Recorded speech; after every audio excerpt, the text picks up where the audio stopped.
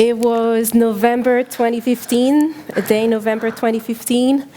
I was at the office in Dubai. I was working as a packaging scientist, and I received a package. I received a package from my brother in Paris, and that was very special. I never received anything from my brother. So I went down, opened the package, opened the box, and I found a journal. It was not the ordinary journal. On the left side of the book, there was all the days of the week, like a diary, and on the right side, it was like a coloring book. I'm not so much into coloring, but it was so special that my brother sent me a gift that I thought I have to try it. I have to feel the colors. And I started doing it, and I hated it. I felt constrained in the design, and I felt this urge to create something. I had this creative urge to create something bigger than just coloring within the lines.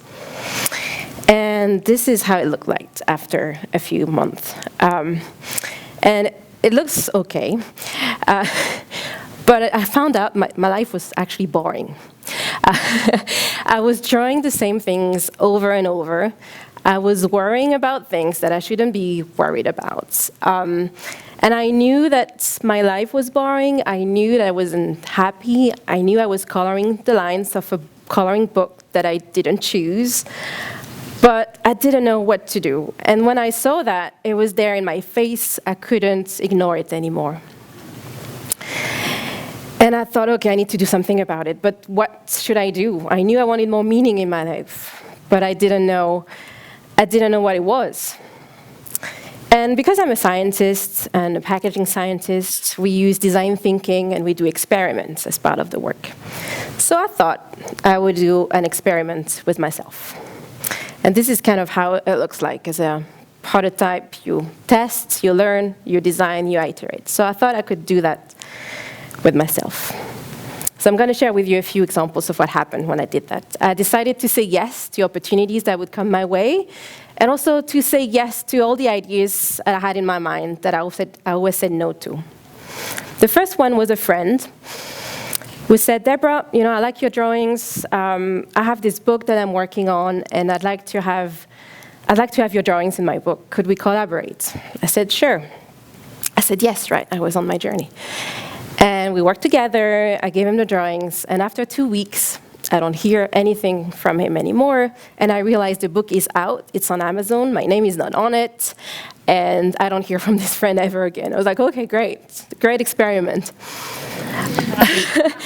But I was so amazed that the guy could publish a book in 2 weeks that I thought I'm going to write my own book. And so I did. And actually, some people bought it, and I was super surprised.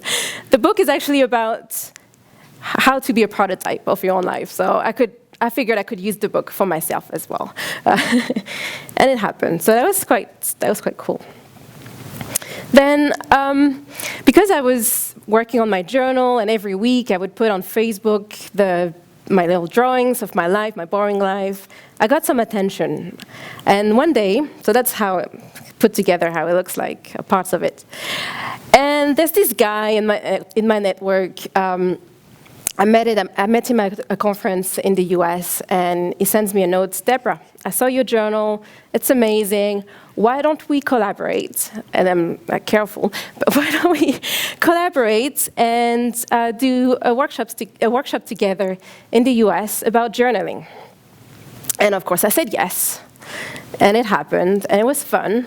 But the fun part is that after that, I got invited to speak at an event because of this guy that recommended me.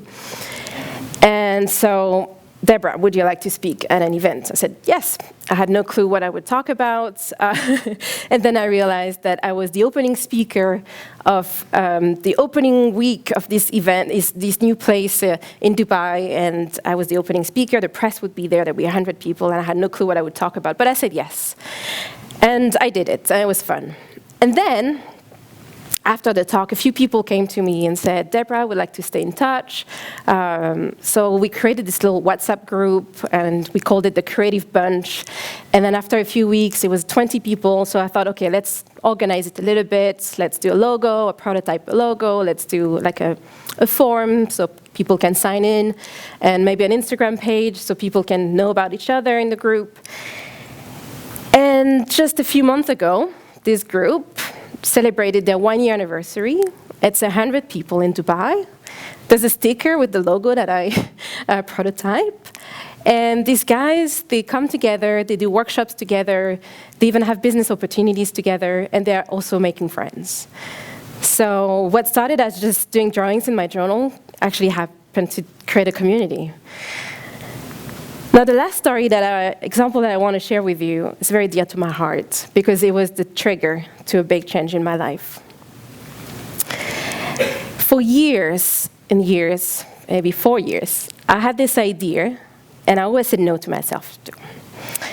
See, I work in a big corporation, and I'm tired of the business updates town halls that the senior leaders give. I thought it was lacking authenticity.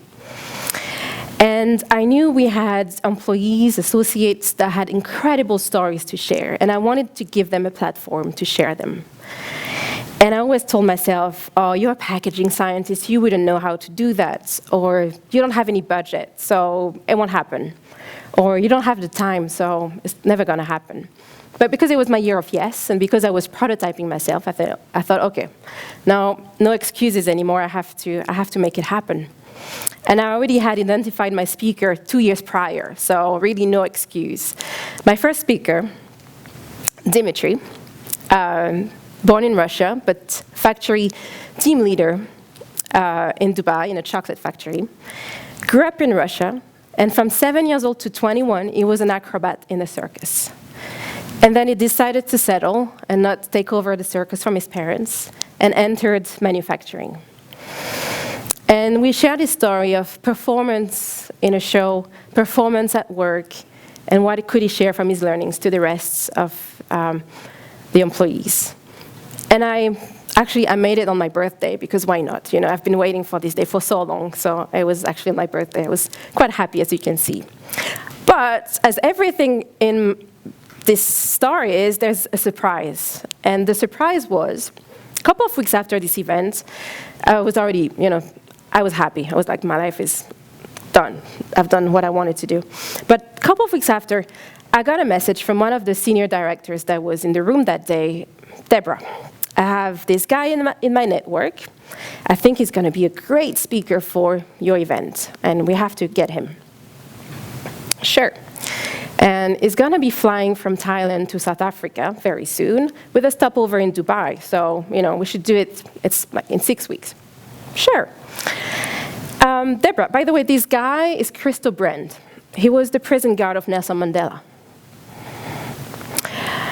So in my head, I'm like, I'm a packaging scientist, I don't know if I can do that. But of course, I said yes, because it was the year of yes, because I was prototyping myself. And it actually happened.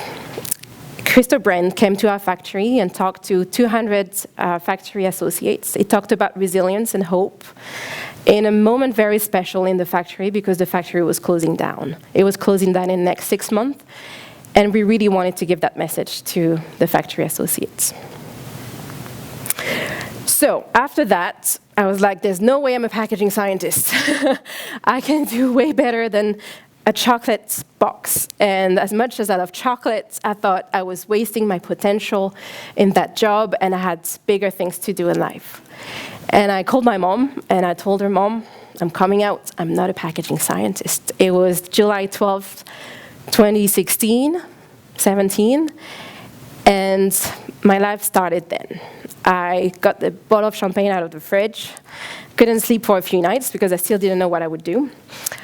But what happened next is I was truer to myself and more authentic. So whenever I had a conversation at work about what's next, I couldn't put a title on what I wanted to do next, but I had meaningful conversations. So after a few months, I got a call. Deborah, I'm setting up this new team, and the goal of this team is to make the organization more user-centric, more human-centric. And I want you to be part of it. I want a team of crazy people. And I said, yes. I said, yes.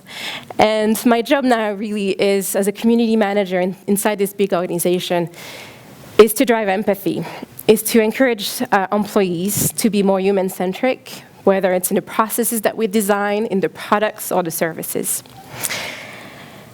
And this is how it looks like now. I started testing, and now I jumped a circle. I felt like I broke a cycle, and I'm still testing myself. I'm still prototyping. I still believe there is more to be done, and I can see that the impact is growing.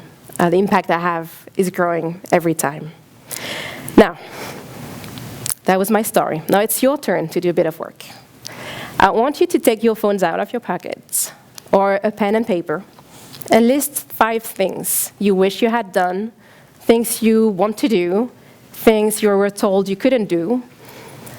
All these ideas, opportunities that you haven't taken yet. Now, pick one. Pick the one that makes your heart sing a little bit. And what could you start tomorrow on Friday morning? Actually, I want to go a little bit further. I want you to open either WhatsApp or Viber, whatever you're using, and tell a friend what you're going to start tomorrow. A good friend, not like my friend that stole my drawings. I want to invite you to be a prototype. Imagine the impact we could all have if everyone could start something tomorrow. Imagine the surprises that would come out of our little actions. And if you dare, after sharing it with a friend, share it on social media and use the hashtag #IamAPrototype. Let's start a movement together. Thank you.